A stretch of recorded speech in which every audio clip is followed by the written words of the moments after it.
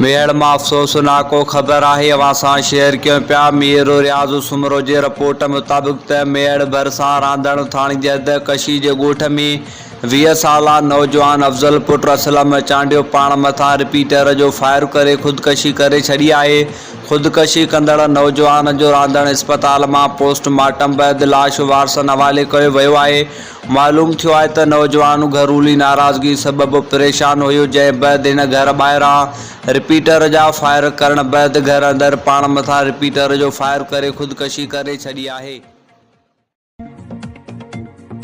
मटियारी में खबर शामिल क्यों था अजीज़ गुल खैबर की रिपोर्ट मुताबिक त Shah Latif press club Bhitshah Hyderabad union of journalist पारा अडेरोलाल के सीनियर सहाफ़ी HU के यूनिट मटियारी के सरगर्म मेंबर शाहिद हुसैन ख़ासकैली के लाडाणी ते तज़ियती मेड़ा को मुनक़िद किया वियो। तज़ियती मेड़ा के हैदराबाद यूनियन ऑफ जर्नलिस्ट जो अगवान रजीब अली बोजदार शाह लतीफ़ प्रेस क्लब बेटिशा के सदर नौशाद अली बुगियो HU के यूनिट मटियारी के नायब सदर मोहम्मद जुमन चौहान सरवरी जमायत बेटिशा के सदर फैज़ अब्बास मल्लाह सकाफती मरकज़ बेटिशा के इंचार्ज गुलाम मुज्तबा जोखो GWC दिला मटियारी के जनरल सेक्रेटरी राना शमशाद अहमद राजपूत अल्लाह इलाही बश्क अबड़ो इम्तियाज़ अली अबड़ो राजा हैदर बश्क वसाण अमीर अली बुलेदी कामरान अली मलूकाणे रामदल मंगसी जमशेद कलोड़ो ऐं वॾी अंग में शिरकत कई। उन मौके ते मरहूम शाहिद हुसैन ख़ासकैली जे रूह के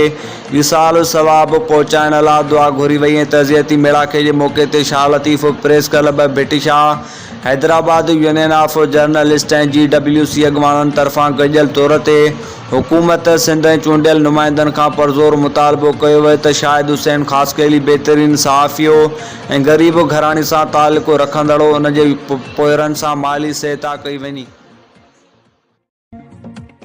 जोही में खबर शामिल क्यों था अहमद रोदनानी बलोच की रिपोर्ट मुताबिक त जोही में गर्मियों शुरू थींदे ही शहर अंदर पीअण जो पानी अणलब बणिजी वियो। शहरन के पानी फराम कंदड़न ज़िम्मेवारन जा शहरन के सखणा डटा कन लाटार ऐं सखणनि दामाउनि में मशगूल बणियल